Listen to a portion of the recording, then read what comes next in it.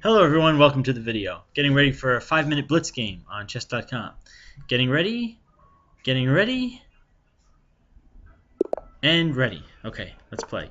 Against EduardoEdward from, I think that's Mexico, 1542. Let's play e4, e5. Why not? Let's play knight f3, knight c6. And bishop b5. The Spanish opening from somebody from Mexico. Huh, makes sense.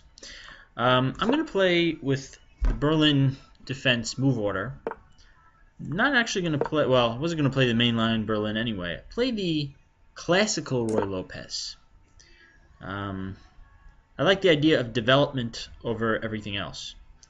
Okay, let's defend the the e5 pawn, since the e4 pawn is defended and my counterattack has lost all meaning.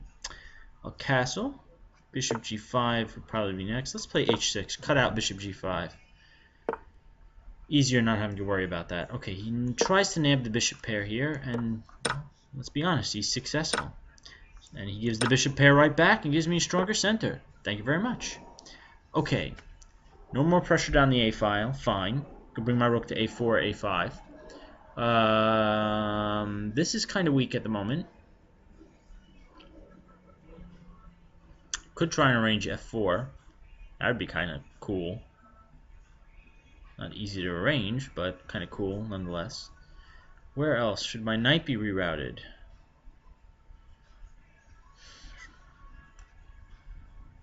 He doesn't have any pressure against f7, so let's play this. We'll defend this square. We'll try and push d5. I have bishop a6 to prevent d4 by him. Well, not anymore. Right, d5 is now prevented again. Where should my light square bishop go? That's a question for this position. Doesn't really look like there's anywhere productive. This position's solid. Doesn't look like there's a lot of targets.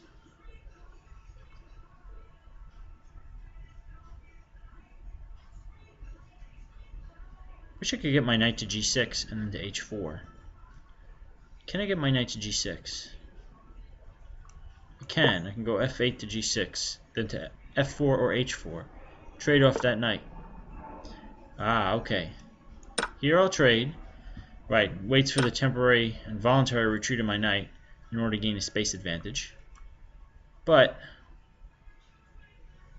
I'm going to claim that this space advantage isn't worth that much. Okay, e5 here, of course. Logical choice by him. Attack with the knight. Oh, uses the rook. Okay. Put the bishop on the long diagonal. No problem with that. I'm going to trade rooks. No problem with that. Okay. Ah. I moved too quickly and I gave up a pawn. It's not good. But on the other hand, should have some compensation.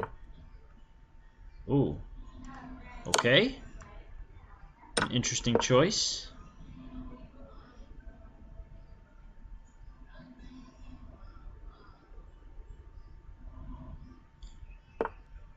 Right. No longer looking at c7. That knight is going to d3 or f3. So let's guard the dark squares.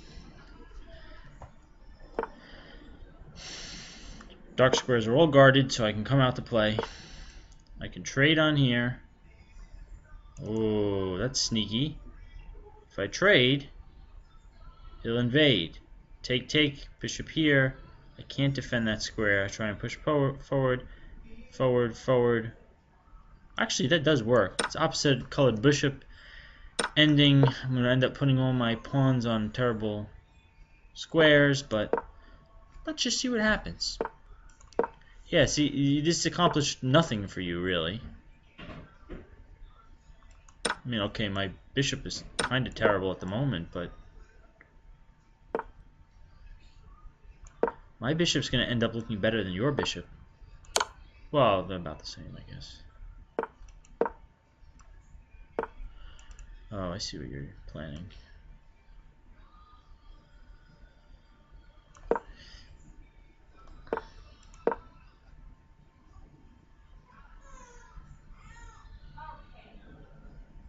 going to be hard for his bishop to attack that square.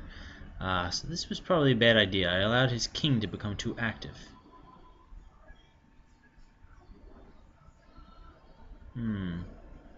It's a problem. Let's try and soften up that pawn. Actually, how does he defend that? Doesn't really. That helps.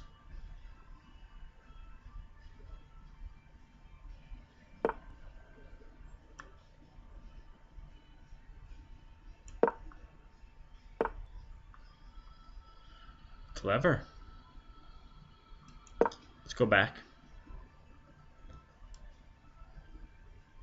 This is quite a tricky endgame. You know, somebody might see a bishop of opposite color endgame and think bishop of opposite color is going to be drawn. Still a lot of play left. A lot of opportunities for the opposition to go wrong, especially with more pieces on the board. But even still, I mean, it's a question of making your bishop better than the other person's bishop. It's a question of who has the better pawn structure, whose pawns are more effective, right? How is he going to guard this? It's almost impossible at this point. He has to get something going on the king side, or wait for me to lose on time, which is definitely going to happen. Again, I'm covering these squares, so that ought to be good. King c3 probably would have been a better try. King c5, I have bishop d5.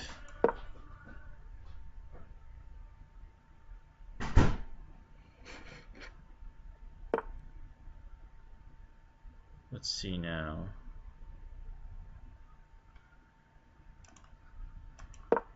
Let's see if he wants to trade.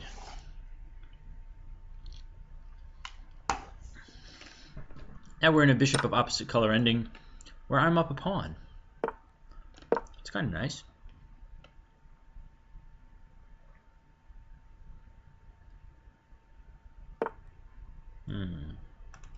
That's an interesting tactic. Probably would just end in everything being liquidated. Yeah, he should have pushed f7. I would have to take, then he could take, then he can... I'm not sure that one I would have done. Maybe king back. This ought to be good for me.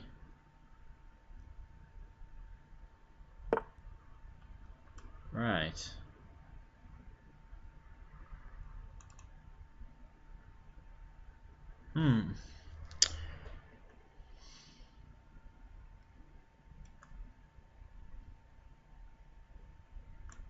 I could just go back and forth.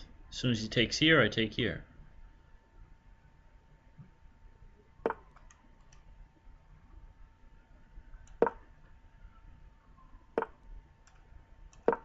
Yep, this might peter out to a draw after all. To ask my opponent for a draw by agreement, would have been a draw by repetition. A little tricky. Might have been able to win that one, but as black, not terrible to go for a draw. Let's see. Were there opportunities to do better? Well, here was a crucial moment. I could have tried a move like this. If he takes and takes, he has no longer has any access to c7.